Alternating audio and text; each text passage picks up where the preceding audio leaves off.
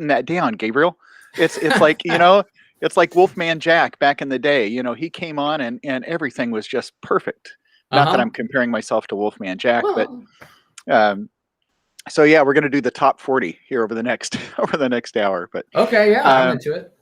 Yeah. So, okay, give people a chance to log on here. I'm going to take this opportunity, of course, to thank Trent Austin and Austin Custom Brass for sponsoring this month's interviews. And of course, we started out April with Eric Miyashiro, then on to, oh my gosh, Sergei Nakaryakov, then Mark Gould. Yeah. And now Gabriel. You want to go by Gabe or Gabriel tonight? Gabriel would be great. But if you call me Gabe, I won't mind. Well, Gabriel. Sure. What an eclectic lineup this was this month, right? I mean, I'm in extremely good company. I just feel like I don't belong here, but that's. But I'm just so honored to share this month with those three. Oh my gosh. Well, I put you in their company, right? I think you definitely belong there. But okay, so back to Trent Austin though. Do you know Trent? Yeah. Well, I think we've probably met sort of casually at the conferences and things. But I actually got to know him a little more through his live noodles on Facebook, and just like asking him questions, and he's so nice to talk to. I think we've even maybe talked on the phone once or twice about horns and things. But yeah, I just that was actually way before any of us did any of this stuff. Trent was getting on there at least once a week and just playing what anybody wanted him to play and answering questions. And it's a perfect segue into talking about stuff, because I think about him all the time with those, and I mean, I used to sort of rib him sometimes. He'd be like, "What do you want me to play?" It's Giant Steps, and he would do it though. He would just say, "Oh yeah." And I had a legitimate, I'm like, well, I'm really working on Giant Steps, and I really do want to hear you do it. I know it's sort of a jerk move, but I also know you can show me some stuff, So he's been a big inspiration to me during all these crazy times, just getting on, doing live streams, doing digital content for Trumpet that's educational but fun and honest, And so yeah, I mean, that's the way I really know him the most, at least in my professional life, is through that. Well, and what a great, see, that was a better advertisement for Austin Custom Brass than anything I could have said, because that's exactly it. It's that personal experience that Trent provides. And I think that permeates his shop. Yeah, right. So absolutely. I'm still plugging Austin Custom Brass at this moment, but AustinCustomBrass.biz, B-I-Z, if you guys want to go there and check that out. But yeah, Trent, I think, is everybody's instant friend, because he is such a nerd when it comes to trumpet, and he wants to share everything, right? Like you're saying. So I'm curious, after you asked about Giant Steps, did you ask about the bridge to Girl from Ipanema? No, I didn't, but that'd be that's another good question. Right. Yeah, I mean, well, that's the thing. He really comes from a genuine place of just not curiosity is the wrong word. He is curious, but he's been curious so long that when people ask about stuff, he's like, "Oh yeah, let me show you that." He's the answer to someone else's curiosity now, and I just think that's really brilliant.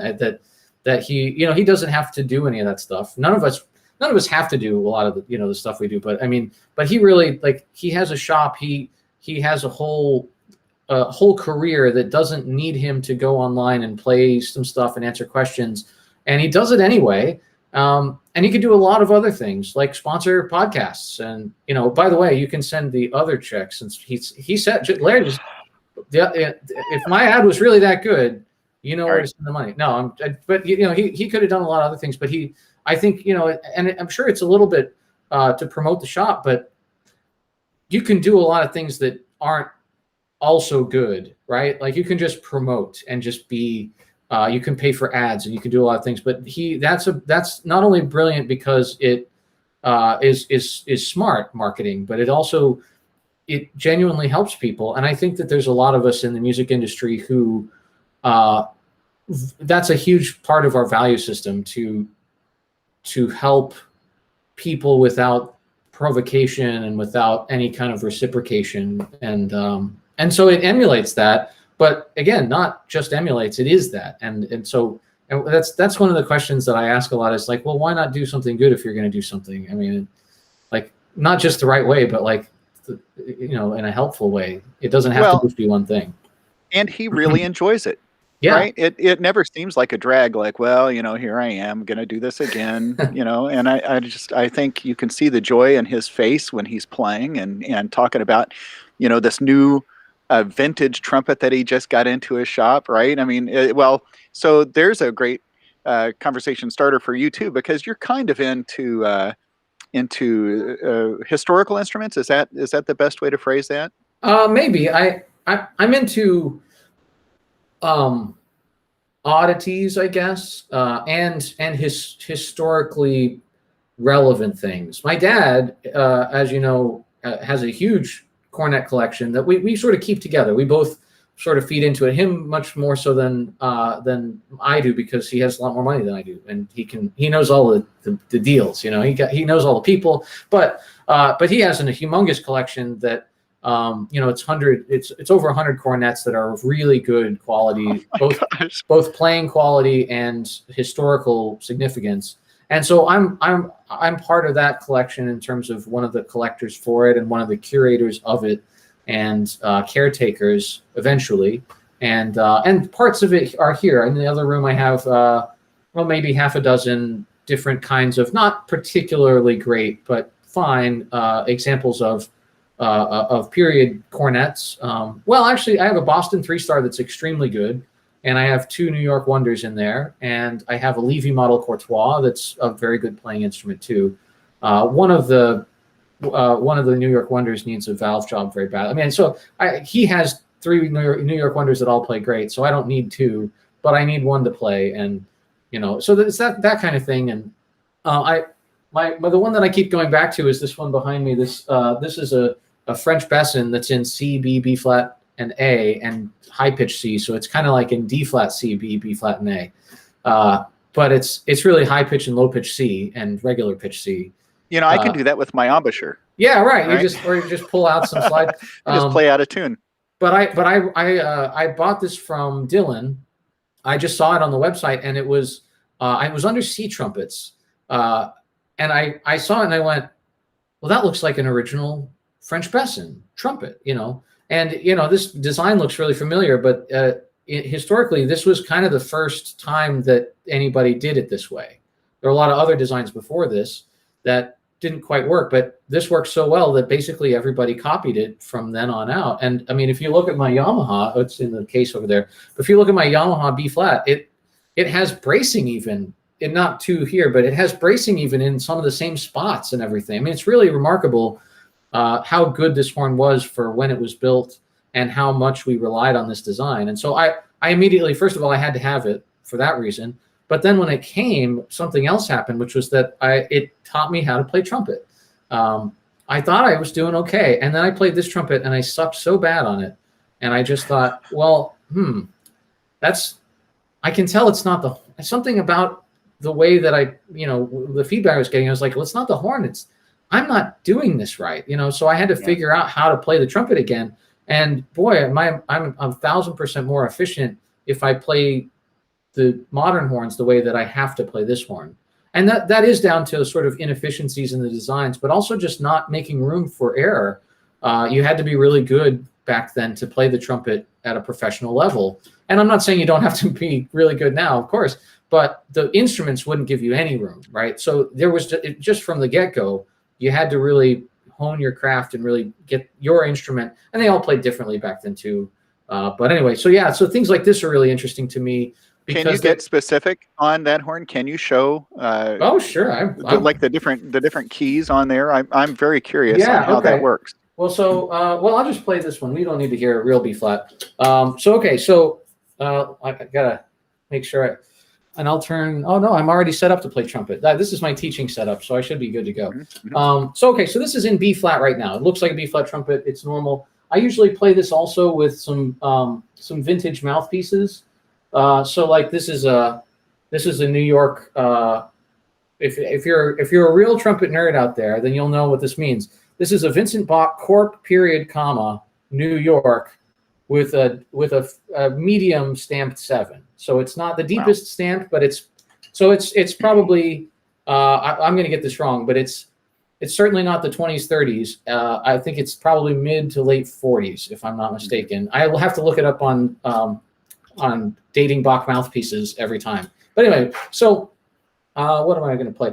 Some of the valves also don't work out exactly, so you have to pull them just the right amount, and sort of finagle it, because it can't be in 5 keys, right? But anyway, let's see. I'll play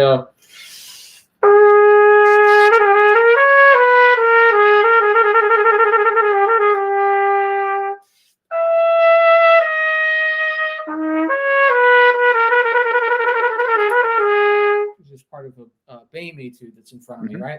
So that's a nice, normal B flat. But I have to really make sure my tongue position is in the right kind of. I can't just blow hard on this horn because it's just stuffy then. But if I sculpt the air just the right shape, then it just lights up, and then I get all these colors out of it. Okay, but that's I can pull. So I got this guy. I play giant steps. It says right over there. Yeah. I can do it. Thanks, Klaus. So here you do a quick pull. It's not really quick because you have to hold this in, but if I greased this with some old beeswax like they would have, then it would be sticky. And then I could just do a quick pull like that to A. And then I have to, but it's not quick still because you have to pull these slides. And then the third slide was already all the way out. So you can sort of pull the other, the spit valve release. But I try, I don't want to do it too much. But we'll see. So now I got to transpose.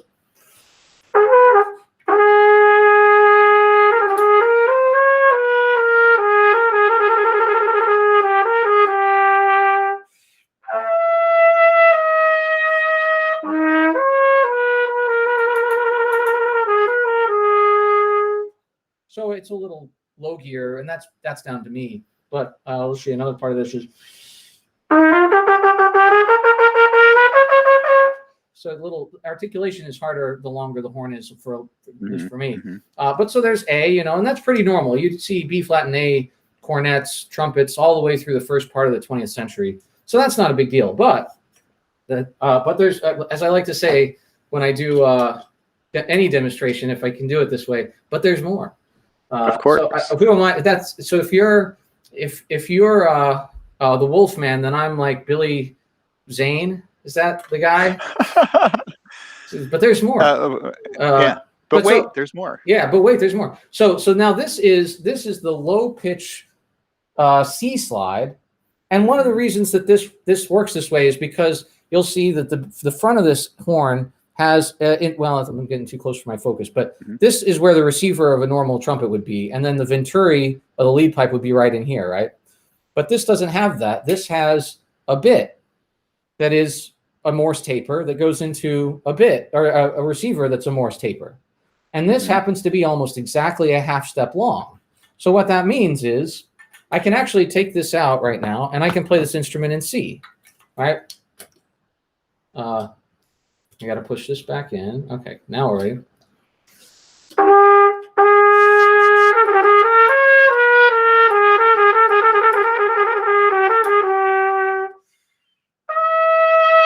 Right, so I'm playing the same notes down a step. So this is in C right now, and it actually plays very well in this key. If I put that back in, now it's going to be a half step lower, which is kind of B, right? B natural. So let's see. I really. Wait a minute. So it was in C. Oh, right. You said right. So now I'm going down another half step, but not all the way to B flat. So let's see.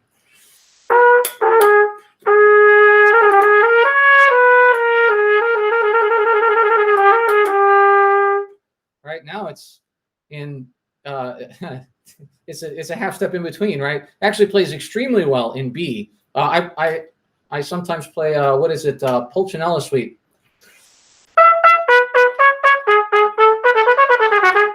It's in the key of F. It's amazing. Beautiful. It's so much easier. But anyway, but wait, there's more. Then it has a high pitch C. So this is the C slide really. Right, that would go. So now it's back in C because that took another half step back off. Right. Right. So.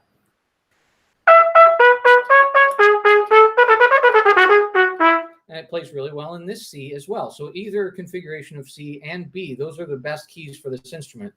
But if we were to take advantage of the fact that I can take this out for another half step, now this is a Morse taper again, right? That's the difference with the cornets. They'd have a different taper for those little pipes at the end, those little bits that we put in.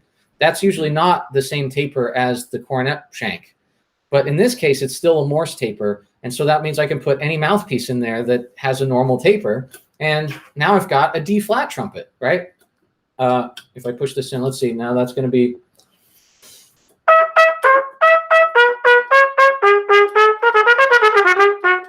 The only problem is it's not really meant to play in this key. So you can hear it's kind of.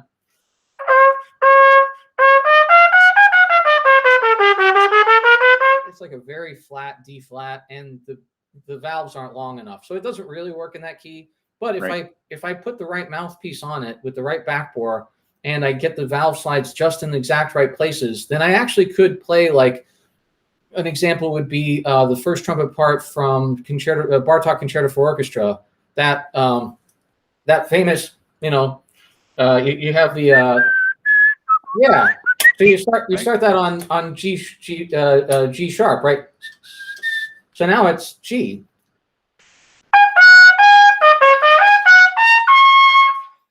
Right, that's a high C now, which you could get it all configured with the right mouthpiece, and you could just nail that excerpt down to the wall, and then you'd probably want to switch back if you had to play it out of that key at all. But it's right. What's weird is that the fingerings all feel, if you've practiced these excerpts, you're like, I don't think I can do that. But anyway, this is fascinating to me, because this was designed and sold and purchased by somebody and played, obviously very played. The bell has a little bit of a cant to it. It's just sort of pushed in a little bit.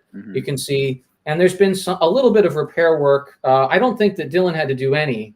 Now that I say that, yeah, I think I got it from Dylan. I don't think that Dylan had to do any. I think it was any repair work had been done already, but it's very, very little. So this is pretty, except for that slight curve of the bell and a little bit of some rolling. You can see it was rolled out here. You can't really see on camera, but there's a little bit of the wrinkles that it was probably crushed pretty badly at some point right here. And then there's one little dent here, and everything else is perfect on it. So it probably plays the way it did. This is probably a slightly later model. It might, I keep saying sort of like 1910 or 13 or somewhere around in there. But this model started just before the turn of the century, so probably 1895. So how many do you think were produced when they did that? Oh gosh, that's really hard to say. The Besson. There's Besson nuts that know all the serial numbers and everything, and that's actually where I looked this up, and I found a couple of conflicting reports, which is why I say it could be like really turn of the century, like 1900, and it's probably a little later. But Besson's really super hard to track down too, because it's like every manufacturer, all their factories burn down once, right? And then they move, but they lose all their records. And somebody even posted about this, I think, on Facebook recently. We're saying, like, how come it's like all these factories burn down? And the answer is IRS. No, we were really bad at preventing fires for a really long time. I hate to say it that way, but there's a really good book called Lifted that's on the history of elevators.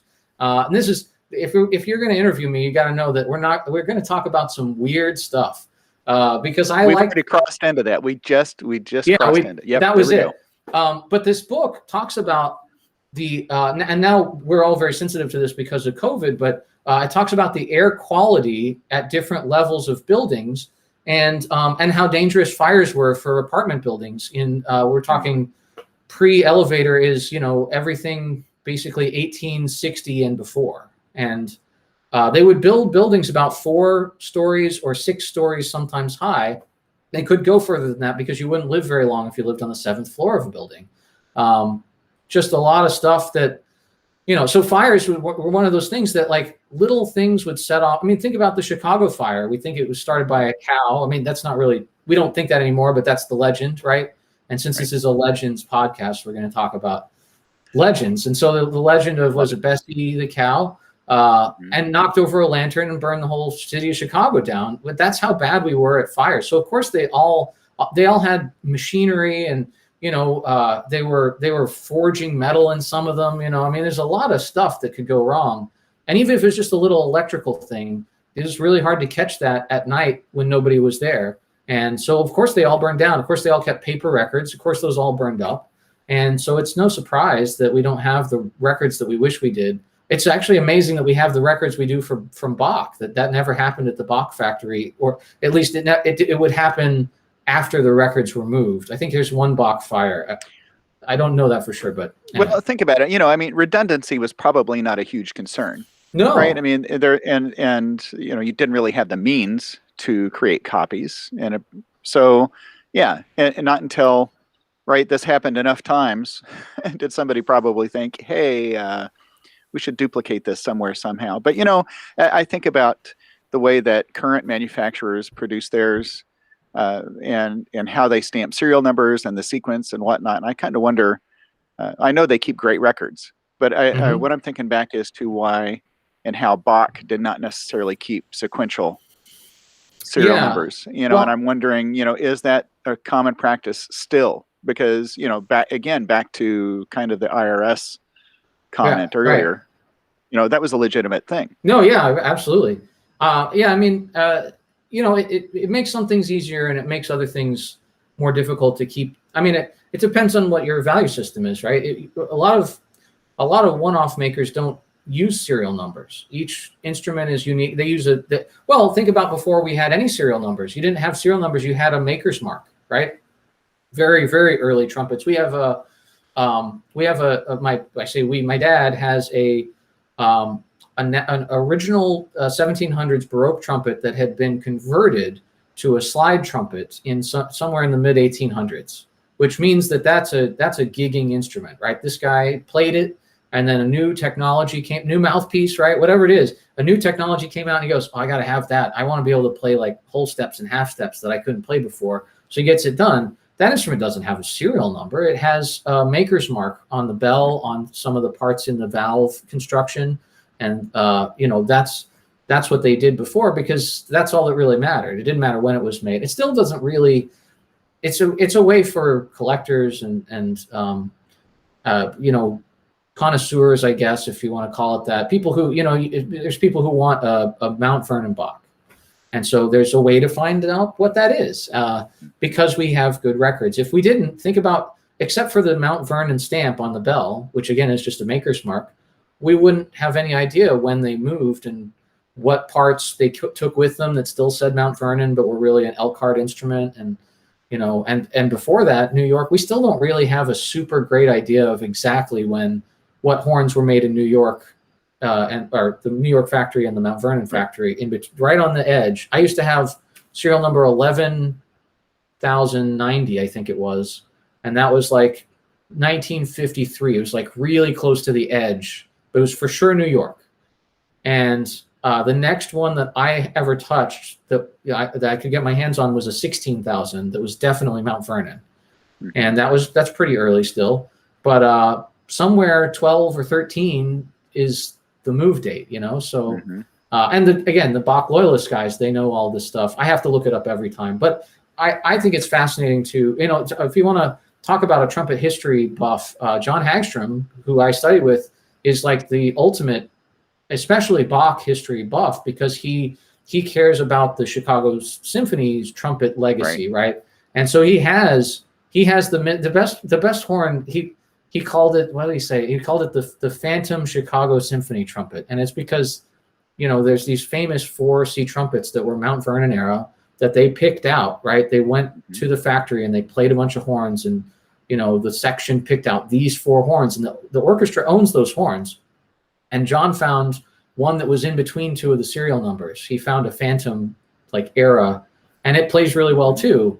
And so, and of course, they have the 4 horns there that the Chicago Symphony owns, and he has a bunch of other ones that are sort of leading up to that, and that other trumpet players actually played in other symphony orchestras at the same time, you know.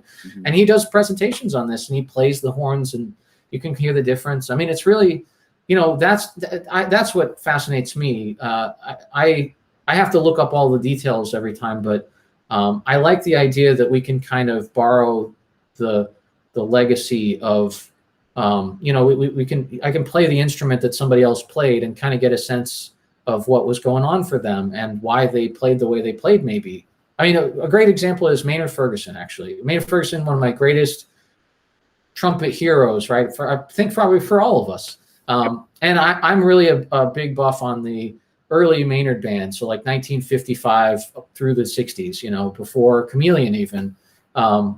It's just amazing. When he was playing actual jazz, right? Yeah, I mean, that was a real dance band. They really just they would do back-to-back tunes, like you hear. Well, nobody does dance bands anymore, but where you didn't stop. You just, the next tune got counted off as soon as the last tune ended, and you just went on. And the CDs play like that, and the band used to play like that.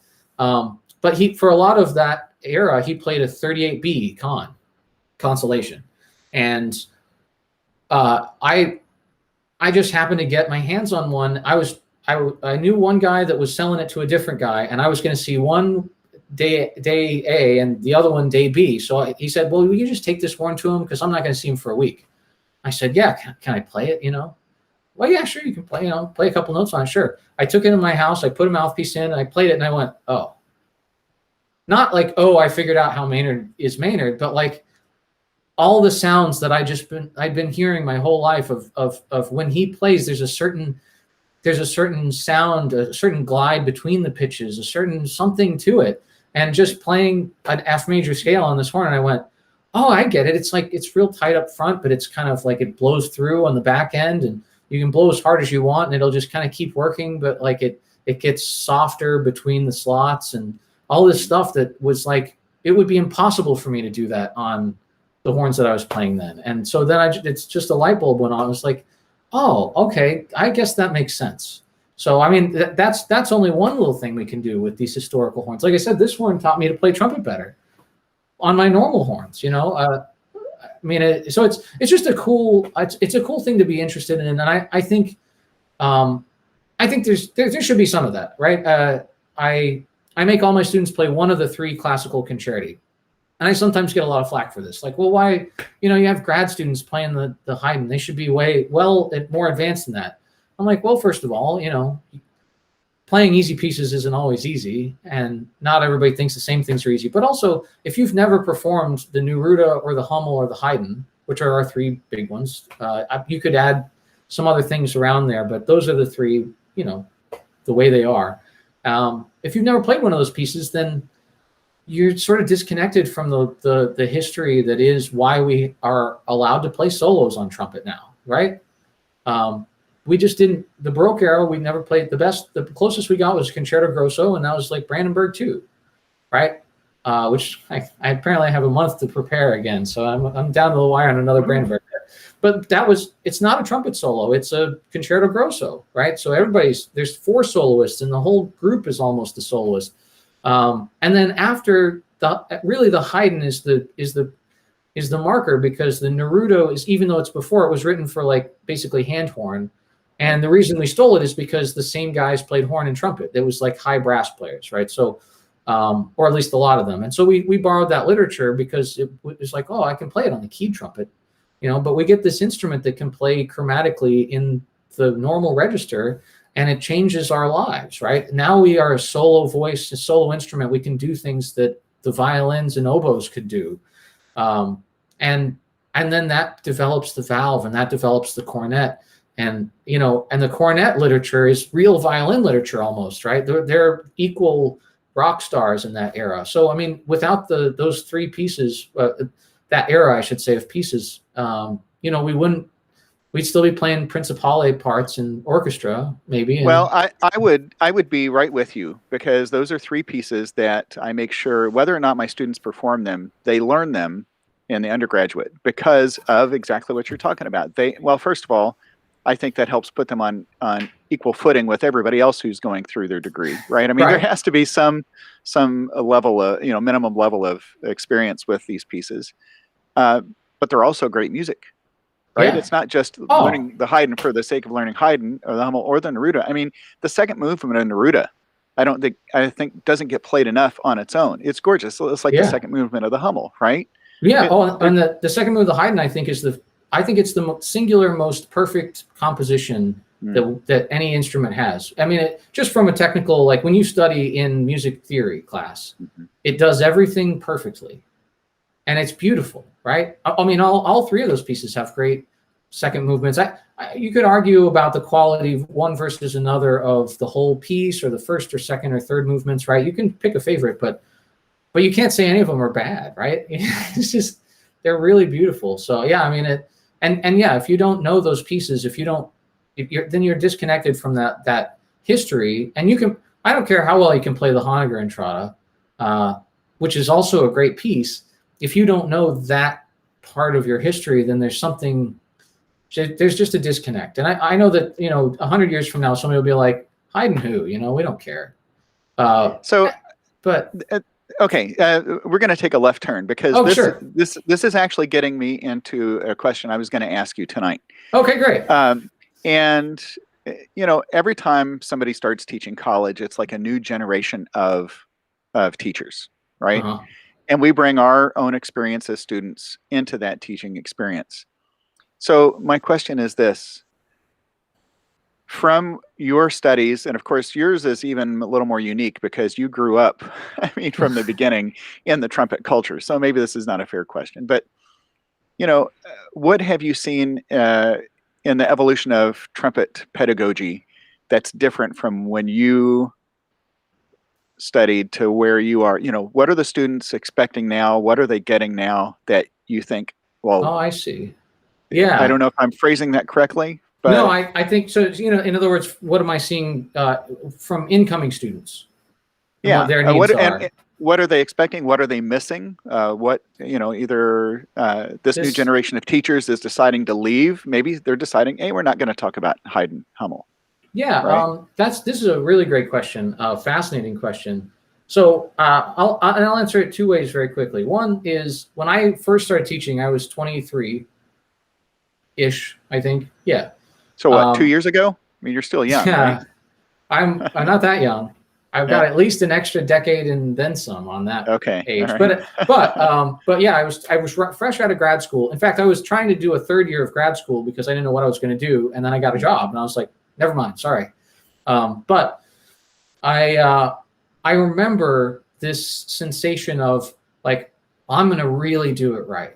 I've had a lot of good teachers, but not everybody does it the best way. And even my teachers didn't do everything right, but I'm going to really fix it. I'm going to do it. And I think that there's obviously a youthful arrogance to that I think actually is very welcome to. If you're a new teacher, just let that fly for a little while, right? That's a good energy, even if it's misguided.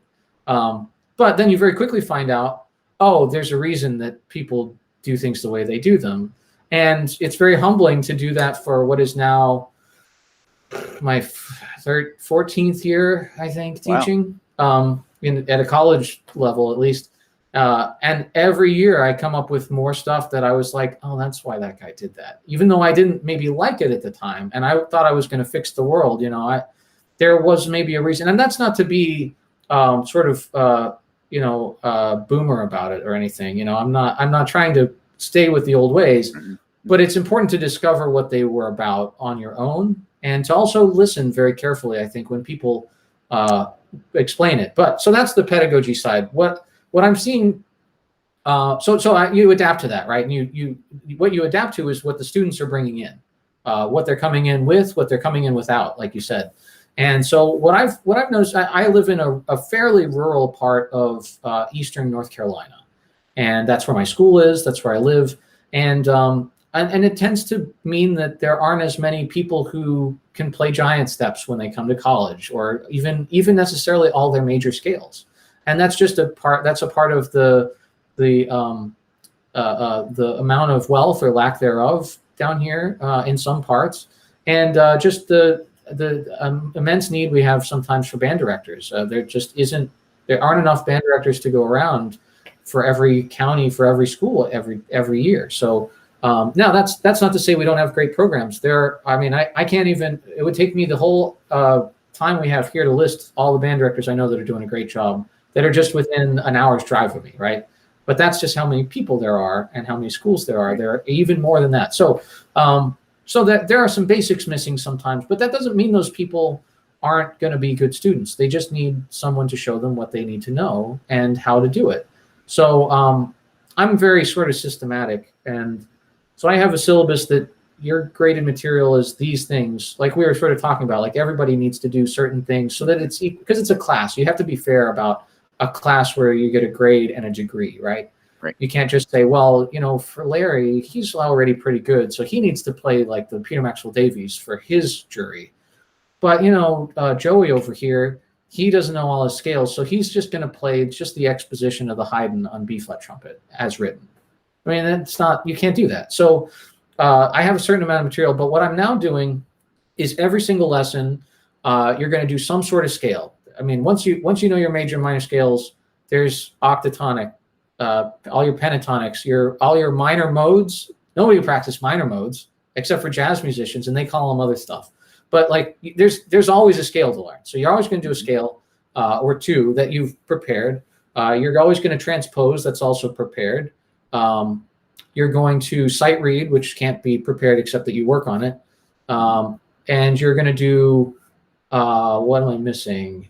You're going to do some flexibility every week for me, like in your lesson. And then now I've also added excerpts to it because it's really easy to not quite get to excerpts. And then you're like, oh no, you're taking an audition? Well, do you know Petrushka? And when they're like, no, you're like, oh, I'm a terrible teacher. My kids don't even know Petrushka, but you got to show people what they don't know, right? So that's my way of sort of dealing with that. It's like, it takes 20 minutes, but it's the best 20 minutes of your lesson if you're curious. And so then you knock all those things out, and then you can get to the Honecker and Trotta if you want to play that, right? Mm-hmm. Or your lesson material that week that's just some other etudes that maybe are or aren't transferred. And it ends up being like, well, if your lesson material can be one of those things, that's what we need to, that's fine. We can overlap, but we need to be addressing them. So those are a lot of the things. I mean, and if I start right away, I've learned that a freshman coming in, they don't know how hard transposition is. So they just do it. And they're pretty good at it. But if I wait, it's, I've never transposed down a minor third. And it's like, well, do it though. Just Okay, I want your perspective on this. Sergey, and he said this in many interviews, but people ask him, what etudes do you practice? And his response is, I don't practice etudes. I just play repertoire. And on some level, you're thinking, well, duh. Yeah. Why are we wasting time with Boehm and Brandt and Lancinatti and all that stuff? It's like, why don't we just get to, and I think, okay, for a small percentage of us, that might be okay. But what do you see as the benefit of etudes in, hey, man, I wasn't planning to ask this question. Well, I hope this is not a bad question, but no, I'm happy to talk about it. I talk about it regularly with my students. Etude, well, first of all, the word etude is French for study, right? Study, right. And so we all know this.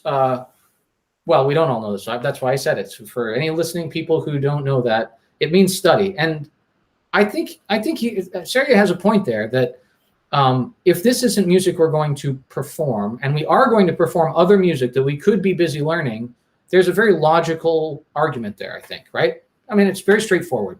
But why would we still want to do etudes? Well, because they're usually a little bit easier and a little simpler in terms of, like, if you play well, this is the Boehm book, right? If you play the Boehm concerto, well, Burma, if you're being real, whatever. But if you play the Boehm concerto, that might be way out of your league. I mean, it's a lot of oh no, I don't have any. I'm thinking the second page, right? Right? The complex figure there. Even just doing, what is it? Start on low A, the passage right before that. Mm-hmm. Mm-hmm.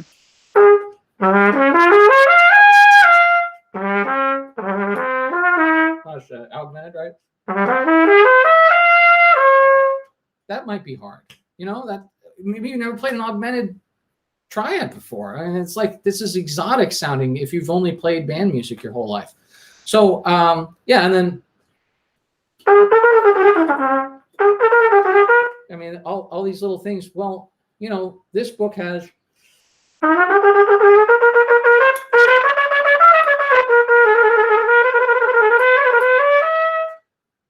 that's a sort of nasty lick, but it's all in the staff. It gives me time to figure out how to do all these trills. I got to figure out how to do a turn. I got to figure out how to do a trill that's terminated upwards to the next note. There's a bunch of stuff in there, plus articulation, sextuplets, all that stuff. So I can work on this. I can't necessarily play. I'm just going to get discouraged if I play the whole thing. And I think that that's true. If you have the Bozza book, the Bozza book is really great. It's actual, like, almost studies for the pieces he wrote. Some quotes. The first thing is, oh, sorry. What is it? It's in some key. I can't remember the first note. But right. It's like straight out of the piece, and then there's some other stuff in there that he never wrote into any pieces, at least for us. But this is the point: is that these are the etudes help you study the types of things you're going to need to know, and they're also different than the literature. They teach you patterns. They teach you techniques. They teach you.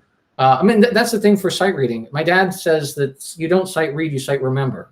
And the point of that is to say, well, if you've never seen it ever before and you've never played the sound of it before, what's your chance, really? You're going to have to figure it out on the spot. But if you played an etude that had it in there, it's going to go great, because you're going, oh yeah, this. And sometimes it's like, well, you've never played it in F sharp major before, but I've played a lot in F sharp major, and I've played that rhythm, and I've played that kind of architecture of the line. And so I can recognize that this is a major triad that does this thing that I know, in this rhythm that I know, in this key that I know. And so then sometimes you surprise yourself. You go, oh, I didn't know I could do that. But yeah, so that's something I tell my younger students, oh, I hate sight reading. I hate sight reading. And I say, okay, look at this. See any notes you've never seen before? Do you see a Q flat, P sharp? Right. Oh no, I know all the notes. You see any rhythms you've never seen? And there might be a rhythm they've never seen. Yeah. And I say, okay, so and we'll talk about the roadmap, the key, the time, all that. And I said, anything that you've never seen? No. I said, so what's the big deal? Right? You know all this stuff. The only difference is exactly what you're saying is it's in a different configuration than you've seen before. Right. Right. So I think sometimes if you try to take that mystery out of it, or the idea that you're playing something you've never seen before in any way, shape, or form, that would be kind of scary. Oh yeah. But to me, I also say, you know what, it's like walking into a dark room. You can either walk into a dark room and stumble over everything, or you can turn the lights on and figure out your path. Yeah. Right. Yeah, that's a good analogy. And I mean, it comes down to whether you can tell what it sounds like and whether you've physically practiced that sound, right? Yeah. So it's that recognition too. If you can also, there are a lot of very good sight readers that can read a certain speed and no faster. And that's because they can read note by note really fast. That's me. I'm trying to hold it in my hand. That's I fall into that category. Well, and we all do to some degree, because we run out of buffer zone for our brain, and we start just going no. But if you zoom out, I spend a lot of time really far away from music, so I can't really read note by note. Like my eyes can't focus on just this much. I have a whole bunch of weird quirks like this, but like in an orchestra, my music is in the next row in front of me. And there's no chair in that row in front of me, and then I'm in the back row here, and I have to get up and turn the page and then sit back down, because in orchestra music that's fine anyway. Nothing goes by that fast, but everybody makes fun of me for it. But I can see the conductor, I can see I can see the whole phrase I'm about to play, and I don't have to move my horn position because I'm always below the stand or around the stand. I'm never playing right into it, and even if I did, the sound's going to go around it still because I'm like 4 feet away.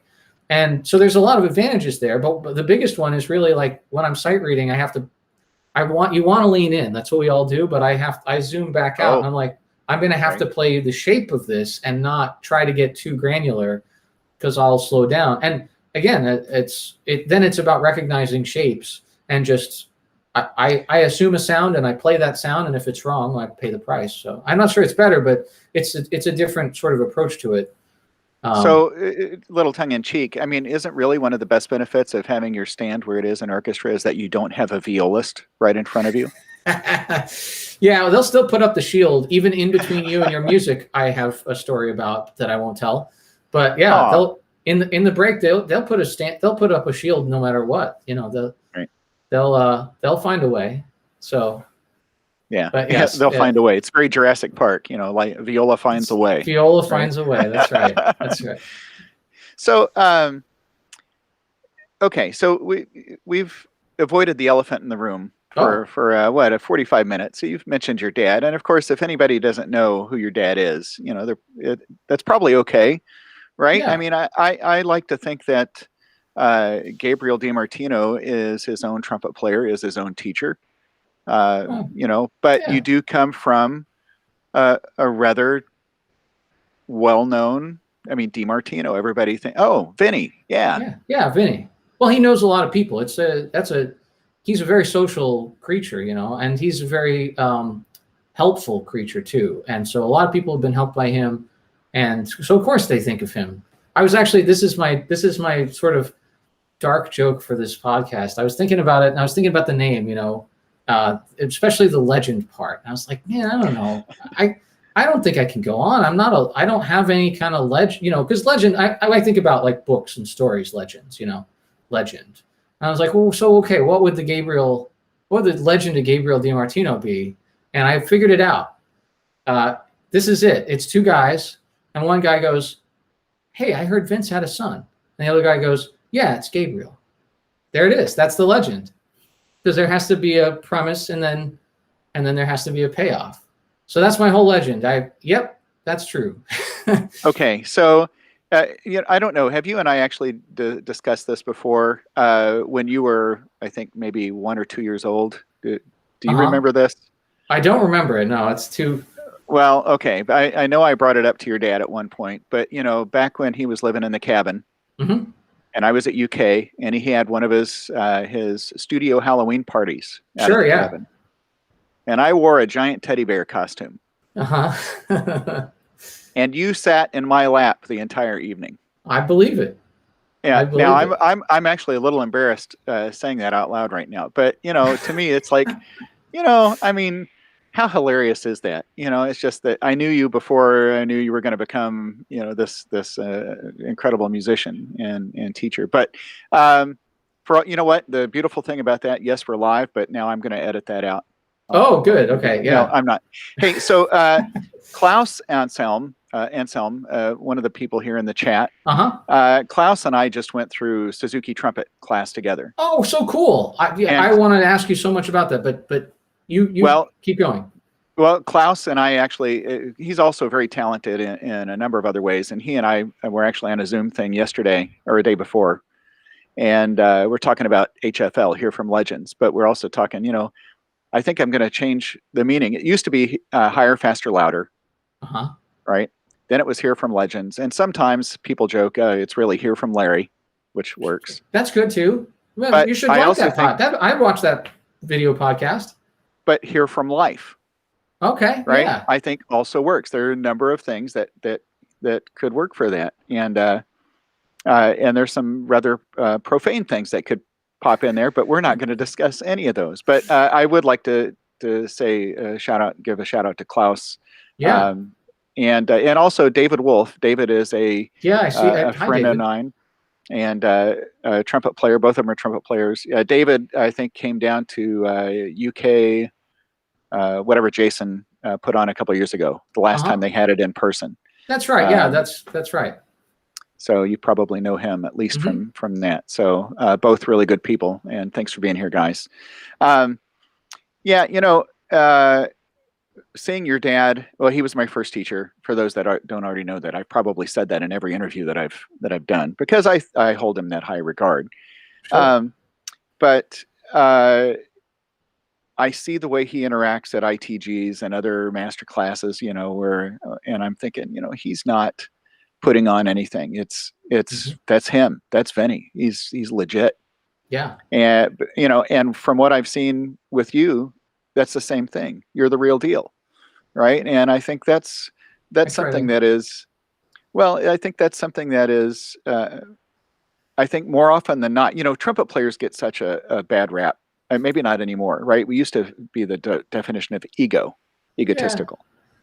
And there's still some. They're still out there, but I think more often than not these days, it's like the way you describe Trent Austin. It's like the way we would describe even Vizzuti and how much, they're invested in helping.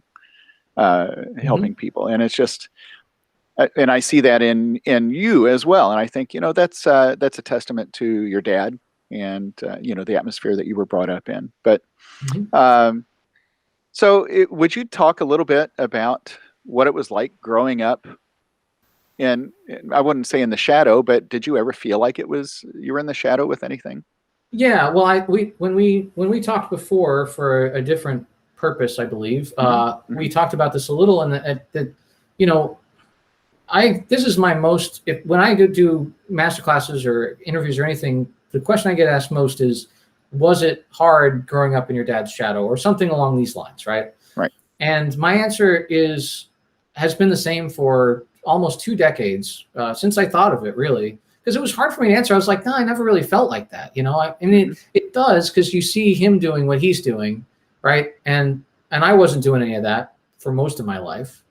And now I'm starting to get into things that are kind of that same level, but like he's also still doing. I mean, so there is a shadow that is cast, and that people want to compare you. And so, but the answer I thought of that I have been sticking to and really sums it up is that if I played every gig with him for the rest of my life and like second trumpet to him, or second fiddle, as it were, right? That would be one of the greatest careers in trumpet history still. It would still be amazing every concert, right? Because you get to play with one of the greatest trumpet players in the world. And I talk about the Great American Brass Band Festival, where I played with him and Alan Vizzuti and Doc Severinsen all on stage at the same time. Like, I mean, we must have done 6 or 7 performances in 2 days. And it was like, I was in heaven. That's like the pinnacle achievement for me. Those are the 3 greatest legends for my life, that I looked up to, no matter what age I was. The 3 of them were always there. And so I felt totally like, I was just happy that I could kind of fit in with them. I couldn't really hang with them. I couldn't, I was nervous about the comparison, but I got to be on stage with them, and I didn't totally fold, and that's like, I think anybody, who plays trumpet would kill for that opportunity, and I got it. So I don't need to feel like I'm special. That's pretty special, that's pretty, and just playing all the gigs I played with my dad, that's also pretty special. I mean, and a lot of people played with him, but they all felt special when they did it too. And so sure. I think that's fine for me. And I've played lots of things, alone now. I've had a longer career than just the things that we've done together, but that would be fine with me. I would be happy. And that I get to do other things is also great. So okay. So from a performance aspect, maybe I don't know when you thought, yes, I want to be a performer. But I'm also curious about when this desire to teach, when you're like, hey, I might really like to do this too. Were those simultaneous, or how did both of those come around? Well, they're the same. They're the same goal.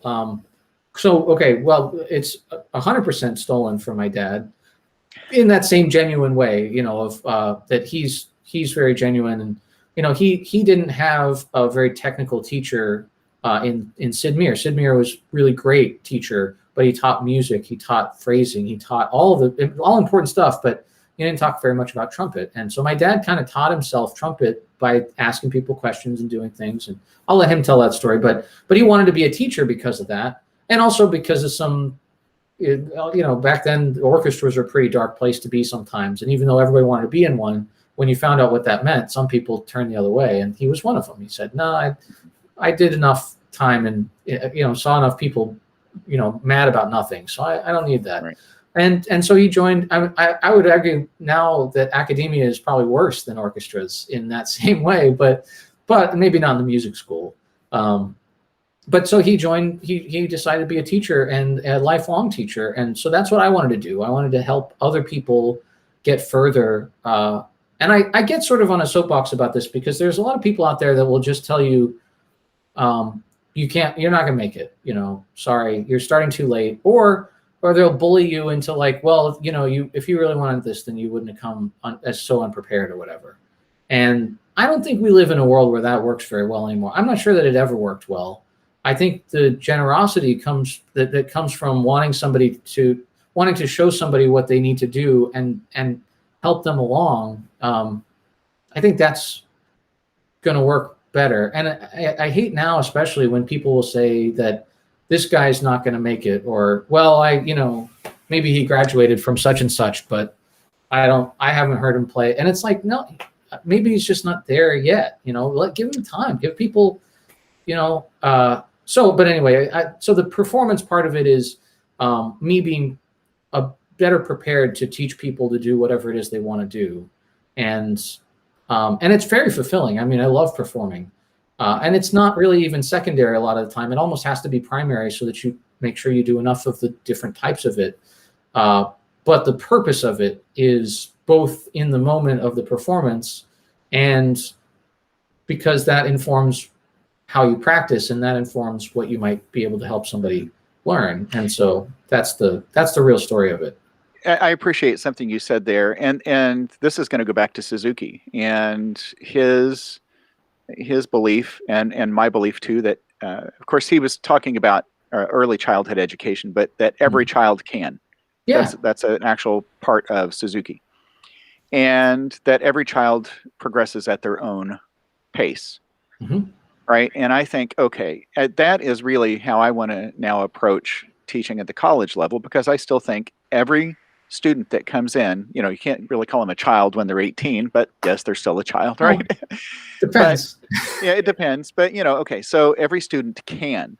Unfortunately, we can't, we don't have the opportunity to let them develop at their own pace that it might really take. A 4-year Right. undergrad, you've got to try to fit everything nicely into that.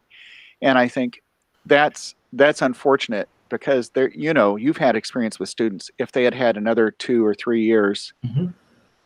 they would have graduated and been, or longer or shorter, right? But the point is giving people the time they need to really get where they need to be. And this is going to be controversial to an extreme degree, I think, in some circles. But I think that's because we don't do it right. I think we have these strictures on us to, got to get them out in 4 years. Well, why is that? Well, it's because the parents don't want to pay for 5 or 6 years. They want to guarantee that they're going to have a fixed cost in this many years. We also up the tuition for a lot of places after that 4th year. If you don't do it in 4, then the price goes way up per credit or whatever. And we punish people for trying to take their time. And that's the opposite of what we should be doing. In fact, the other part is graduation rates. Right? We boast at every university, I'm not saying this about mine specifically, because they're all the same now, that we have a 90-something% graduation rate in 4 years. And that, again, for the same reason. Okay, well, that's great, but is that really something to be proud of? I mean, that's just saying it's very easy to graduate from here. Most people do. Oh, if you phrase it like that, man, you're going to make a lot of people mad. That's right. And I would say it would be, I didn't want to, the school that I went to was in Chicago, and I grew up in the country in Kentucky. I hated the city. I didn't want to go there, but I chose the teacher that was going to help me the most for that time. And I didn't care about the rest. I wanted the education. So if that was really true about our educational institutions, then they would boast more like a 60% graduation in 4 years rate. And they would absolutely shout it to the hilltops, right? They'd say it's extremely hard to get out of here in 4 years, but most people then do it in 5 or 6. And so here are our graduation rates for people in this category, So here's your chances of graduating successfully over time. And here's how hard it is to do in 4 years. The students will absolutely rise to that challenge. They'll absolutely just gnashing and biting their way to get to that 4-year degree. They'll try harder, and they'll put that on their resume. And then when you're looking at it for grad school or for your job application or whatever, you'll go, you graduated at B-flat university in 4 years. I've only met 2 people who've ever done that, and that would be impressive. And there's that much to learn at least. I mean, I always feel like I need 2, 3, 4 more years with each student to actually teach them all the stuff that I would like for them to know. But wouldn't it be better though if they didn't have to wait until their freshman year of college to really start this kind of education? Don't you think it would be better if there? And I know a lot of people are going to be mad at me saying this. If there were real music education happening instead of teaching marching band, and look, I was in drum corps, and I like marching band, but you know, I mean, where's the real music education happening? You know, where's that individual attention and nurturing and development that's going to really take somebody deeper into music and to love, you know, learning to really become proficient on their instrument and love the repertoire and love the process. Well, and you see it in the best schools, right? The best schools have all of that and a marching band and whatever, right? Whatever the kids sort of clamor for, but they start from there, what you just described. And those are the best programs, and those students are really prepared for college. And I've had some of them over the years. And you know, it's nobody. I mean, at least I don't think either of us are blaming the band directors, because a lot of times it's underfunded programs, and it's what's always been done, and you can't do differently because the district won't let you. And that's where the competition. I mean, there's so much. It's this in this. You know, Ramjack Corporation kind of industrial complex that it's just what we're used to, and it's all the little things. And this is true of academia. This is true of public school systems. But yeah, you're right. It would be really great if someone were helping people learn these important things earlier, because it's not going to force the other things that they do out of the picture, right? If you want to have a marching band or a polka band or a jazz band, it doesn't matter. But if you want to have those things, they're only going to be better for having this as a core. So, and then this is, I mean, not to, you know, toot my own horn or whatever, but this is a big part of what I've been trying to do online in the last basically year, of just like putting trumpet education stuff out there. Like we talked about, like that Trent has been doing for years now. I mean, it's like, well, look, this is how I do lip slurs. Here's a 1-minute video on TikTok that shows you how to do a lip slur, right? Here's me talking about, I mean, I live stream every Friday at 3 Eastern time. And it's usually just me practicing. And one week I got like 20 minutes. I just go until I stop, and it's usually a couple hours. And I did 20 minutes on trying to work out the like pitch class system in whatever contemporary piece I was playing. And I just got into it. I didn't think about, I was on stream and I shouldn't. And I kept like kind of thinking every once in a while, a little light would turn on the back of my head. Like, nobody wants to hear this, Gabriel. This isn't interesting to anybody but you. But I was like, no, this is real. And, you know, to one kid out there, maybe someday, who sees that Twitch stream, you know, 5 years from now or whatever it is, they might be like, did he say vector analysis? I'm going to look that up on Google. Hold on. Let me see about vector analysis. Oh, this is really fascinating. Well, I like math and I like music. Now I've found a merger. You know, like, I would love for that to happen. And I don't know if it ever will, but I know that it can't if nobody is excited about anything and putting it out there, you know? So that's part of the, and I don't always do the best job at it on my streams or on my TikTok videos or on my warm-ups on YouTube or whatever. I do the best I can, and I try to make it accessible. And my goal is to help those students that haven't come to college yet. Because once they're in college, I know hundreds and hundreds of great trumpet teachers at the college level.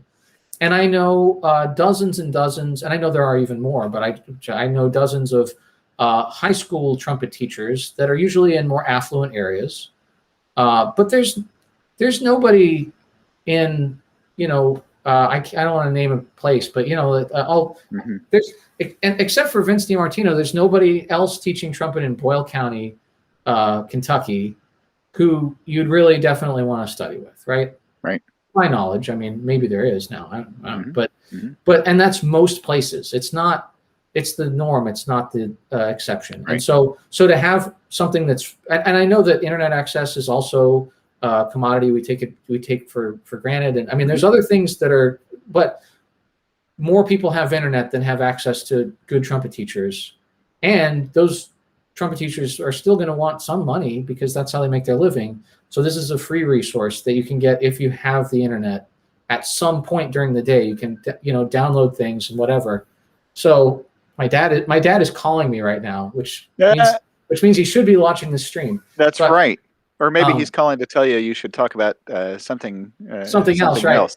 Right. But so that's the thing, is that you're right. These people, need to start earlier if they're going to finish in 4 or 5 years. But see, this is where I see the real value, where I feel like now I can make a difference, right, with Suzuki Trumpet and being able to start these kids, because I see the advantage with string players starting that young, and it's like, oh my gosh, can you imagine? And let's see, would be 12 or so years, getting some Suzuki students apply to your school, who you're like, they're playing at master's level, and they're applying for undergrad, and I think though that is great in itself, but also just that they've been exposed to more. They're more mature in so many ways. So I'm excited about the opportunity to do that. Whether I'm going to be effective in that is yet to be seen. Well, but that's my hope. Well, and very much up to you, right? That armed with new tools that really, honestly, I mean, how long ago is it that the first person got certified Suzuki Trumpet? It was a year or less, right? No, 2016 is when the first. Yeah, that feels like a year ago. But close. I mean, it's just not that. So armed with new tools, nobody knows how to perfectly wield them effectively, but it's down to us to figure that out, and then whatever those tools may be, and even some limited success at first turns into this, it just blossoms out. It's so amazing. And I mean, you're right. Like, I would love to have a brass player. It doesn't even need to be trumpet. I would love to have a brass player who stood a chance in a concerto competition anywhere. And I mean, of course, sometimes they do, but they're diamonds in the rough. I mean, they're just impossible to find, because the pianist isn't going to miss a note, and the violinist, if they miss a note, it went by so fast because they played 85,000 notes in their concerto. Right. And then somebody comes in and plays a really, really good Bain concerto, but they missed one high A, and that didn't sound very good for a second, and they can't win. I mean, it's just not a fair. Right. It's not a fair shake. But maybe they could if they were playing. I mean, I'm making some assumptions about Suzuki, but if they're really playing from the same place of like the sound that they want to hear, and the architecture of the line is something that is inherent in the way that they play, instead of just kind of piece by piece, note by note, and it's something that I've struggled with to teach my whole life, and that that's why I said I have 1,000 questions about it, because I'm like, well, it feels like the missing link to me, right? Like, it feels like I'm begging people to play by ear more, but they're reading note by note more. And like, from what I understand of the Suzuki method, that's built out of the process, and then you come back in from a totally different angle, and still with everything that you had before, and then more. So well, there is a lot of rote teaching at the beginning, but of course, the assumption is, the stereotype had been that they don't learn to read. That's not necessarily the case. That might be the case with some studios, but really, the Suzuki method incorporates very early on note reading. Mm-hmm. It's just you are really taught to use your ears from the very beginning. Right. Modeling is the key. Yeah. Well, and then it's sound reading, right? Because then you're not reading a note that you say that's a G flat, and G flat is second valve. There might be, like you said, some rote, but it's like, here's what you're trying to sound like, and here's how you get it. It's a complete reversal of the mental process of like, and I mean, I could make a whole argument about how culturally this is something that we deal with a lot in the United States, where like, I did this and I did this and I expect this, but it didn't happen. So where is it? And it's like, well, you can't just put down second valve and get G flat to come out. You have to play the right note. But I did. I put the valve. It's like, no, wait. There's more to it. There's something else going on here. So, do you remember? Was it David Baldwin? I think was one of the first to record like all the characteristics. All the Charliers. He did all the Charliers, and he did all the Biche etudes. I think those were his first 2 projects. I don't know if he did Well, characteristics, but yeah. well, somebody did. Or I know Paul Mays has recorded. There's a Uh-huh. great recording of him doing characteristic arbor number Yeah. one. But when those things came out, right, all of a sudden, I knew how to play Charlie A. Yeah. because I wasn't having to figure it out, like reading hieroglyphics. It's like, oh, that's what that's supposed to sound like. And then how, exponentially learning that piece of music was, well, it went up exponentially to be Yeah. redundant. It was like, well, once I heard it, yeah, okay, I can copy that. Well, not right away, but No, I but can get you a lot closer. yeah, and you can work towards something then, because it's not just, I mean, if you're doing a recital, there's some people they'll play their piece down and they'll go, I missed a note here, missed a note here. They'll play their piece down again. Well, now I missed this note and this note over here, but I got the two that I missed before. And they'll play it again. And they've missed 3 notes, but they're in 3 different places than the other 4. And, that's very frustrating when you're trying to do a recital or just a performance of any kind. You're like, I've played everything perfectly. Why can't I do it all at once? And, well, yeah, it's really hard, but there's no goal there then. It's just, can I get through it again? It's one of those things in productivity books and things, they call it a project. You can't do a project. You can do a task, And so this is like, I want to make this piece, I want to play this whole piece better. You can't do that, but you can work on a little section and get it better in your ear and more on autopilot. So you don't have to think about it so hard when you get there. But that generally is not the case with a lot of, at least younger students, especially. They're constantly running the meter for their mental stamina, and they're calculating every single little thing, every line, every note, every rhythm, and they're reading it like it's the first time, instead of my students hate this, I think, but I'm like, well, just sing it. We all preach singing now. That's pretty big in the pedagogy world, right? But I'm like, sing it, but like joyfully, right? Like it's fun to sing, right? Like it's not like it's not like da, da, da, da. You don't sing like that when you're singing along with the radio. So can you play trumpet like you sing with the radio? Can we do that? Can we make that leap? And for that 5 minutes, yeah, sure. But somehow that's really a hard nugget to hold on to, because we go right back into the weeds, right? And I do. I mean, I absolutely do. I like I said, I was practicing Brandenburg this last 4 days on stream, and I had to admit to whoever was watching, I was like, I know how this goes. I've definitely heard it a billion times. I've played it. I've practiced it. But I have to admit that right now I'm still reading the notes a little bit. I'm not playing it totally by ear. I'm looking at it and I know the lines, but I'm assuming a little too much. And then I realize I've made a mistake because this happens over here, but with a different this. And, because they're just scales. I mean, but, and I had to, I was like, I'm embarrassed to admit that I guess I don't really know how Brandenburg goes. And so then what did I do? I went and listened to one of the nice Baroque orchestra recordings, 5 times in a row. And then I sang it for another 20 minutes, just like doing my laundry. And then I came back down and I played it, and it was the easiest thing I've ever played.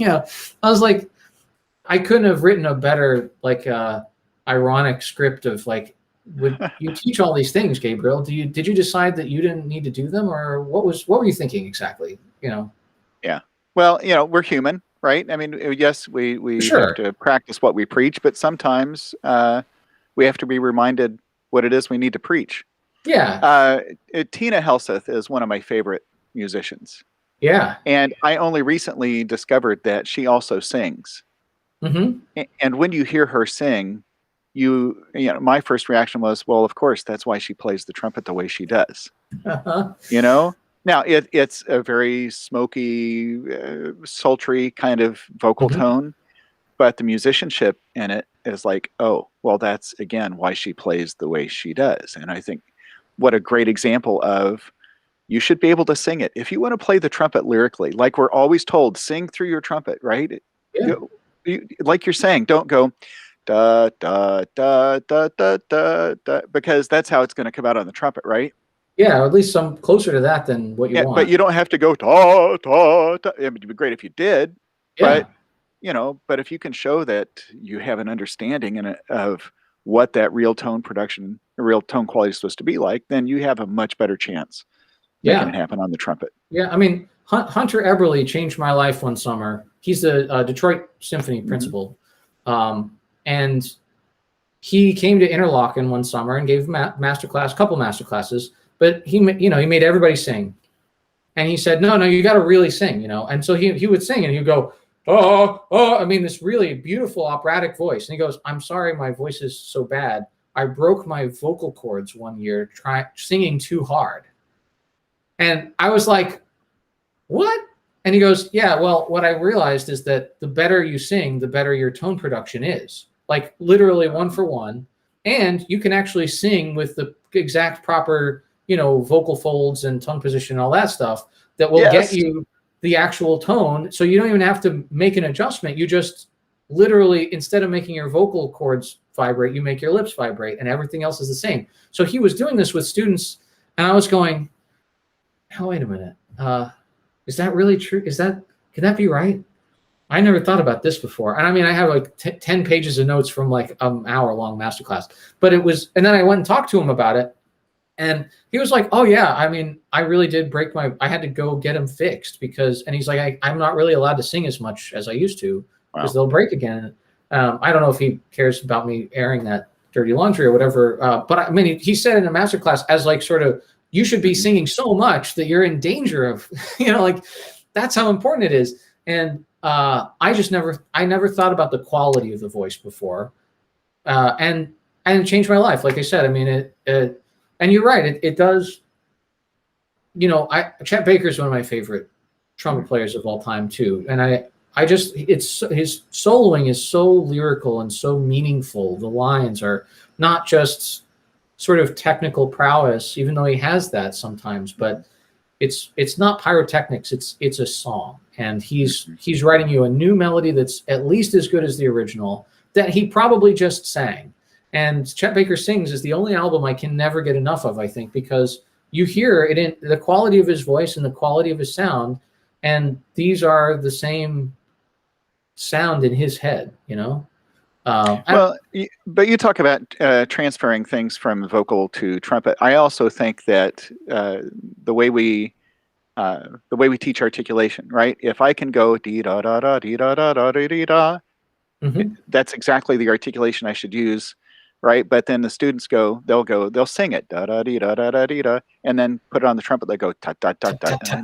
No. I mean, it is literally the same. Only don't engage your vocal cords, right? Do you agree with that? I do. Well, I mean, I heard John Hagstrom do this at a Rich Stossel masterclass before when he was still at Grand Valley, and it was the best thing. I can't remember who asked the question, but he sang something. Just didn't mention it. Just said, singing is important. Demonstrating, working with a student, and he sang, da, da, da, da, da, da, dun, dun, dun, dun, da. And he had this very weird, like da, da, da, da, da, da, da, da, a little bit brushy D kind of tonguing. Da, da, da, da, da, da, da. And oh man, I wish I could remember who it was. But anyway, somebody in the audience, another professional trumpet player, raised his hand and goes, "You sang this articulation. That's how you play it, isn't it?" And he goes, "Oh yeah, thanks. Oh, I was Steve Burns," because he has ears for that. He's like, something special is happening here. He has like a spidey sense for that. So he goes, that's the articulation used on the trumpet? And he goes, "Oh yeah, if your air is really good, you don't need to bang out the articulation. A kind of a D or a brushy kind of da tongue is plenty to make a really crisp and clean attack. And anything more than that is going to cause turbulence that you don't really need or want. So it'll disturb your airflow instead of let it out." And I'm like, I was in like the front row, just again, notes. And I mean, it's those moments where like I didn't connect. That was 5 years before, at least, the Hunter Eberly masterclass.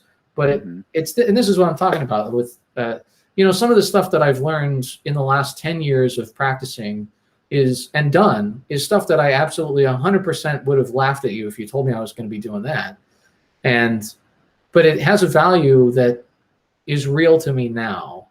Like before we got on here, I didn't know if I was going to be playing or anything. So I warmed up a little bit, and I got out my tuba mouthpiece, and I played some poo attacks on it. And I got out my trombone mouthpiece, and I went from tuba to trombone to bass trumpet to other bass trumpet to what I call 0.5 C to cutout, and then to finally like a up sound with the extra heavy filter on my normal mouthpiece. And I can do the same pitch on all of these, and I can do it real fast.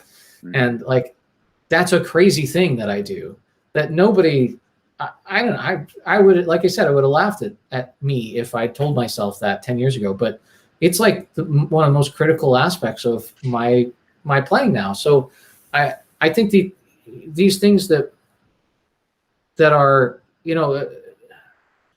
these moments where something special is happening, sometimes they don't click for every student in the room. And even if the only student in the room, right? But it's important to keep that kind of nugget in the back of your mind or in your notebook. I keep a very good trumpet journal still to this day. And I look at it, I look back at it. I don't just look at like what I'm writing now. I look at yesterday and the day before and the month before and the week before. And I look at stuff and I go, that worked a week ago. How come I'm not doing that anymore? The same thing is like my practice session where I'm like, oh, did you think you could get away with not knowing, like not being able to sing it or whatever? Yeah, it's because we're human, right? And it's okay to make mistakes. It's very frustrating to repeat them over and over again for years and years and maybe decades. And I've definitely done that. So I try to prevent that if I can. And I try to listen more than I used to things that I don't think will work or that I don't understand. I write them down, I ask questions. And it's not like I could throw in a line of like, well, we're all lifelong learners, right? I mean, yes, of course we are, but it's not because we're not authorities on what we do, right? We know a lot of stuff, and you teach a lot of years, you learn a lot of stuff, you help a lot of people learn that stuff. It's because, I don't know, I mean, at least for me, I'm just still so bad at the trumpet, like there's just still so much stuff that I really just can't do the way I want to do. Yeah, but you know what? That's going to be the way you're going to say the same thing the day before you die. No, that's what I'm saying. Now, exactly right? That. Yeah, I know that I've got a lot going for me, but I'm still so frustrated that of course I need to learn more stuff. I mean, I need to learn the secret to tongue position, while Hagstrom can rotary breathe and double tongue at the same time while playing up and down a scale. That's not a thing that's possible for me. So there's something I'm missing if I want that. Now, I don't have, not everybody has to want that one, but there's a whole bunch, just getting like, basic stuff. Like, can I get this note to speak for me right now and stay in tune? That's like simple, but it doesn't happen for me every day. So that's what I mean. Okay, so here's a little of an aside. How many more people can circular breathe now than could have before? Well, Rafael Mendez used to be the only one that I knew that could do it, right? And now it's not a parlor trick anymore. Yeah, I think Winton, the Winton recording of Flight of the Bumblebee, was it? Mm-hmm. Yeah, and perpetual motion. And perpetual motion, sure. I think that perpetual motion especially changed everybody's life, right? Yeah, but he slurred it. Mendez tongued it. Well, and so did Sergei Nakarikov, right? He does it on. I think I wish he was here to ask. I think he does it as written on E flat trumpet, double or multiple tongue or whatever tongued, but tongued and never stops the whole time. Mm-hmm. But like this is one of those things people always ask about trumpet history. Are we better now than we used to be, or were we better back then as a community, right? Because we used to have the Bernie Edelsteins and the Armando Gatalas, right? Do we have those anymore? I mean, and as students, are we better or worse? And you can make an argument for one way or another, but the arguments for the past hardly stand on any legs after you get into any kind of real technique. Because yes, you can point to Rafael Mendez and say, or Herbert L. Clark and say, this guy could do it. Okay, yeah, but him and like Jules Levy and Llewellyn. I mean, these are all obscure cornet soloists of the late 1800s. But okay, yeah, like I can count them on one hand, the guys who could do the stuff that they do. And maybe a lot of people were practicing cornet, it was more popular music back then or whatever, but we can do stuff now that you just couldn't even. I mean, how many Brandenburg concerto performances are there going to be this year in the United States? Because I bet it's more than one. And I bet the one is not just the one that's in Greenville, North Carolina. There's going to be 10 or 100. Yeah, and I think honestly the key to that is because we can share so much more quickly now, right? Yeah. I mean, you used to have to book, a lesson with a teacher and make your way to them, and you would get Xeroxed or mimeographed copies of stuff, right? Yeah. It smelled great. That blue ink, purple ink smelled great, but you didn't have YouTube. You might have to wait however long to get the album you had to order, so we have the ability to do so much more quickly now. Not everybody takes advantage of it though, right? Right. I mean, even ourselves, but I think that's why I would argue that, yeah, we're better off. We're so much better off, and not better off, but so much better in terms of quality. Yeah, I think we have more opportunity. I think that the argument for the old days being the best stems from how much people cared about what they were doing, like practicing trumpet at school, or I mean, there were definitely, it was more popular to do, right? But you're right, the resources. I mean, my dad's origin story, if we're talking legends, right? He loved playing the trumpet in school. Like that part's still going on, right? People still love trumpet. People still play in school. And his teacher, Mr. DiUlio, at West Babylon High School in Long Island, would just use the Arbenz book and turn pages and say, play this one. And he couldn't. So he'd say, well, it doesn't sound good. See you later. And, my dad was motivated, so he wanted to practice. But the way that he really got inspired, he had like 3 albums or something, and he talks about, again, he knows all of the, I always get it mixed up with other stories he's told and things that I remember, but he had a Rafael Mendez recording, and so he would just try to mimic it, right? And then he had a Maynard Ferguson recording, and so he just try to mimic it, and not knowing the limitations. Again, this is probably something that comes up in Suzuki as well, but not knowing the limitations, like what's hard, right?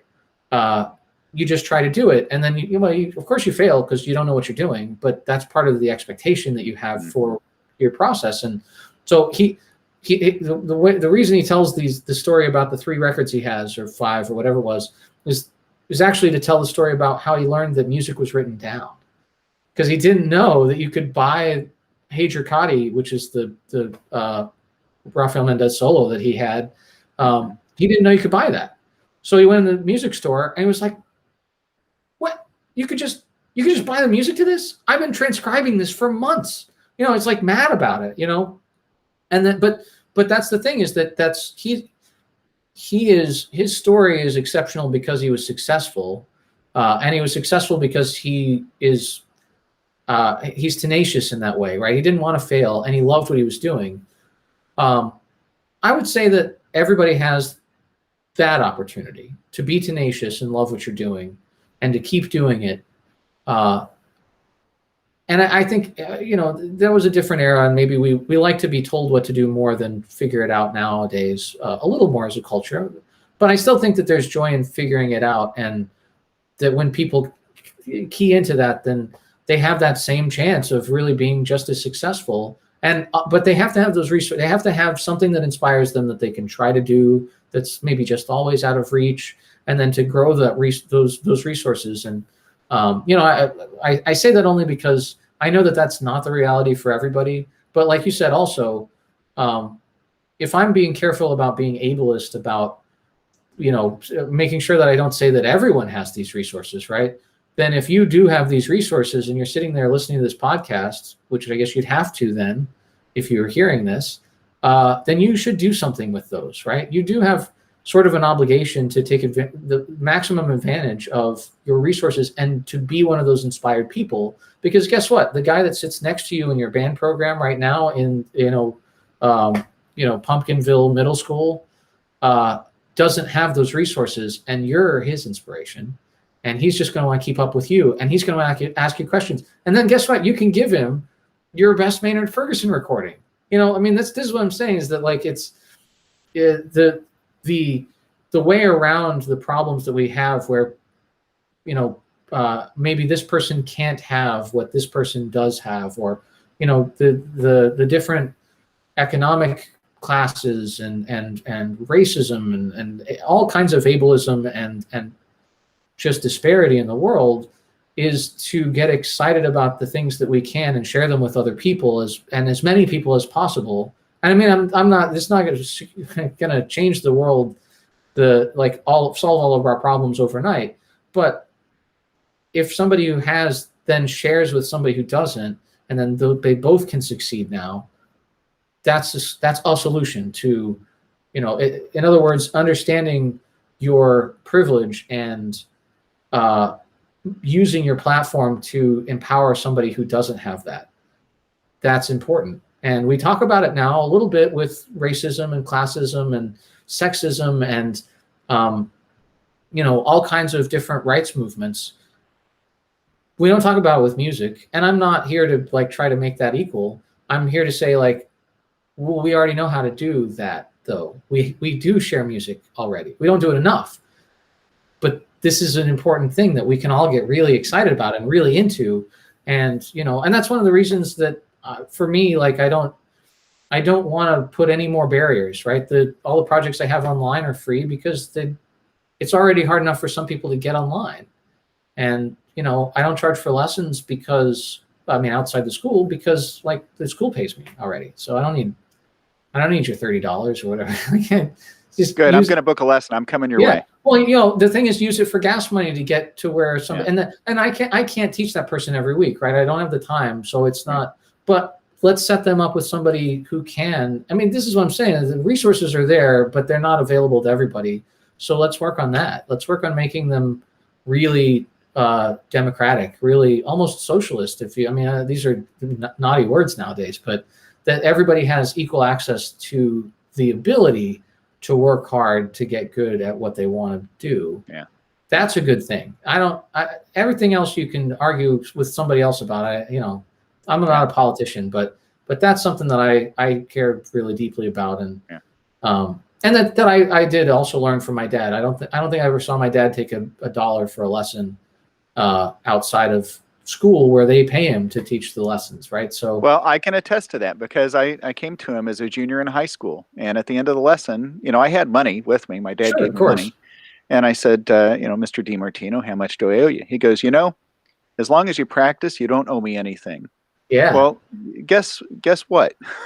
I practiced. That's right. Well, and if if you stop practicing, he's going to come for that money now. Yeah, right. Of course. If it was $5, he's going to come find you, Larry. Yeah. But that's yeah.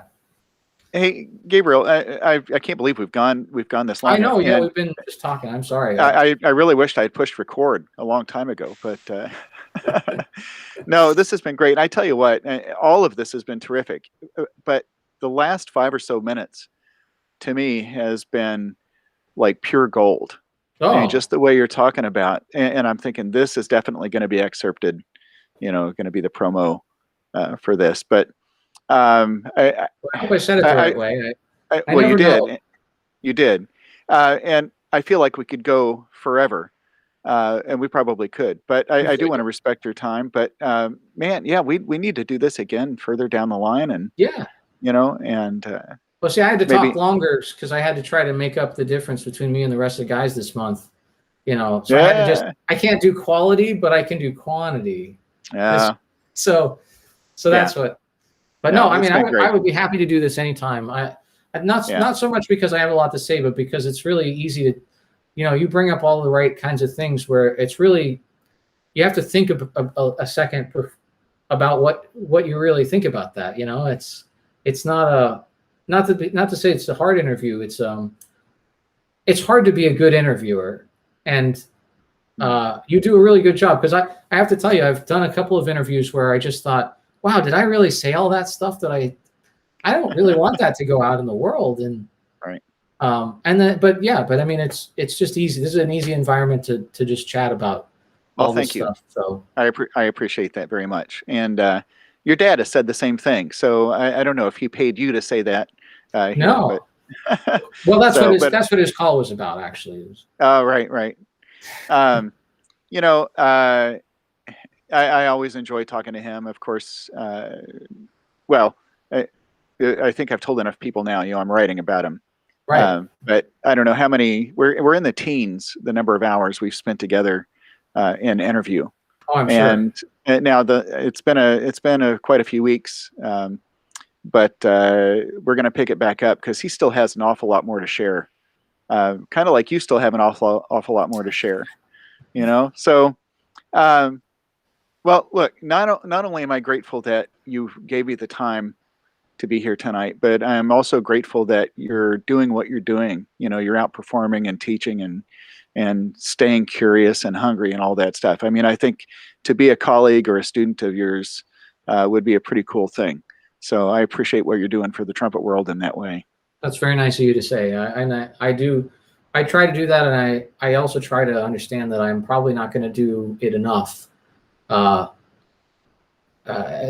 could any of us, you know. So that's it's very nice of you to mention that and just to say it is very kind. Well, you're welcome. Okay, so let me do. I hate to wrap up like this, but but let me do real quick. Of course, we did a great service to Trent and Austin Custom Brass at the top. Yeah, that's right. Because I'm supposed to play giant steps according to Klaus over here, right? Yeah. Because I made Trent do it. Linda Moore, thank you. David Wolf says this has been fantastic. Yes, thank you guys for chiming in and saying something for that. I appreciate those people that are here. And you know, the cool thing is to see after the fact. Once I upload this to YouTube, right, is like the number of views goes up exponentially. So even though it might not seem like there's a whole lot here, a lot of people are going to see this, which I'm really grateful. Grateful for. Okay, so giant steps. Oh, I guess okay. I don't have to play the head right. I just can play. I'll play the exercise I always play just to make sure I can still do it. All right.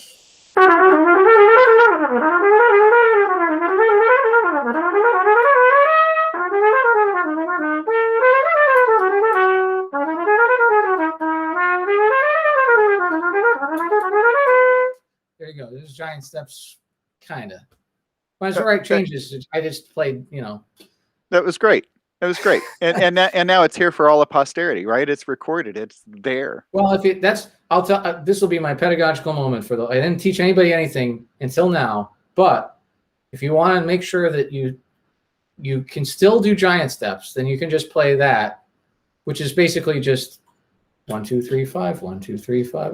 it's I call it Coltrane and out because he does that when he gets in trouble. Oh, funny. So you just except he does it really artfully, and I just do it as an exercise. But then you can at least hear the changes, and you can get your fingers around it, and then you can play start something somewhere, right? I mean, it might start as an exercise, but how long before that becomes natural, right? And then it becomes part of your voice. Well, and then you get tired of playing the same old dumb pattern, and so you start to hear in the pattern, and you play. And again, we're back to hearing something and then playing it, right?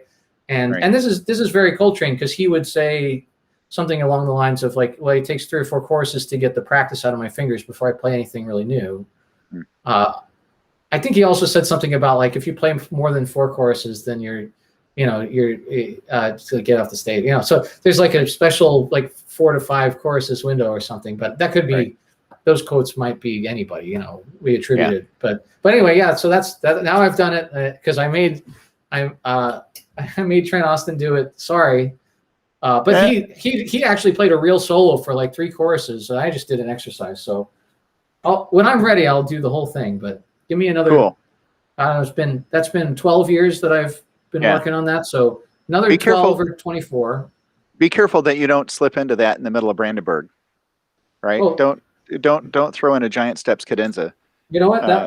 That also that in posterity, that was the B flat slide, but without the bit in it. So it's probably a quarter tone sharp. Oh. So yeah, so take that, Trent. Try to play it up a quarter tone. Now that's like hyper giant step. That's hyper steps. Right. Jeez. Size 13. It's a size 13 wide. Yeah. Right? See, I don't have perfect pitch, so everything's all just it's all jelly to me. I don't know. Anyway, so. All right. Hey, okay. So Austin Custom Brass, again, generous sponsor for April's interviews. Trent, thank you. And of course, anybody out there that wants to find out more about Trent and his business, austincustombrass.biz. Check it out. Trent and his shop will take great care of you. Will answer all kinds of questions and set you up with terrific answers and equipment and such. So again, thanks. Gabriel, thanks to you for being here again tonight. Thanks welcome. to viewers for being out there. I appreciate your continued support of this program. I will let you know that May is a good lineup too. Vizzuti, Mary Bowden, Wayne Bergeron, jeez, Bijan Watson. Oh man. Okay. So yeah. So don't miss May. I mean, geez. Don't miss May. So okay, you want to go into June? June is I always forget. Raquel Samoya. James Morrison. Sure. Jen Murata. Yeah, she's recording. She's recording all the characteristic studies right now. Art of phrasing, and they sound great. Chris Coletti and Sarah Stoneback. So I've got the next nine interviews are, to me, this is all high powered stuff. I'm really looking forward to all that. So yeah, but there'll be a lot of information coming out about those, of course, on social media. Gabriel, hang on just a second. I'm going to sign off here. Sure. So again, studioHFL.com if you want to sign up for the newsletter. And there's also some cool merchandise. And I got to throw this in here real quick for the merchandise. And you're going to tell me, Gabriel, if you like, I'm going to get a better picture of this. Hang on. I gotta get this. Where is it? Oh, where is it? There we go. The World Trumpet Force. Right? The WTF. I get it. Okay, so you see the Latin at the bottom. Vente labis magis. Blow harder. Oh, okay. All right. See, I grew up too late. We weren't allowed to take Latin in school. I mean, it wasn't an option. But my dad got it though. He can do Latin. So, anyways, that's an example of one of the shirts available on the website. Hey, Morris Northcutt just chimed in. Morris is a beast of a player, and what a nice guy. Morris, thanks for the comment and for viewing. Morris posts stuff. He's like, here's a little practice on this, that, or the other, and I'm like, oh my gosh, what a sound, right? Oh yeah, yeah. I hate it. Sounds great. That's one of the best and worst things about the internet. I hate it when I get on Facebook and I go, oh look, let's see what this guy's playing. And he goes, well, I haven't warmed up today. I just am going to play. I'm just going to play this characteristic study, and it's like, and I'm like, well, right. I mean, and then I go, you're only using one lip, right? Yeah. Then I go practice, but I don't like it. I'm just telling all you guys out there. I'm so happy for you, but it bums me out for like an hour. And then I practice really hard. I'm still not anywhere close, but then I feel a little better. Yeah. But no, it's great. I mean, it's like I said, it's the greatest and worst because you feel bad, but you're like, wow, that guy can really, I mean, I can't believe that exists, so. Right. So, all right. Hey, one final sign off. Morris. Yeah, man. Yeah. And Morris, you and I are going to have to chat soon too. So everybody else, thank you.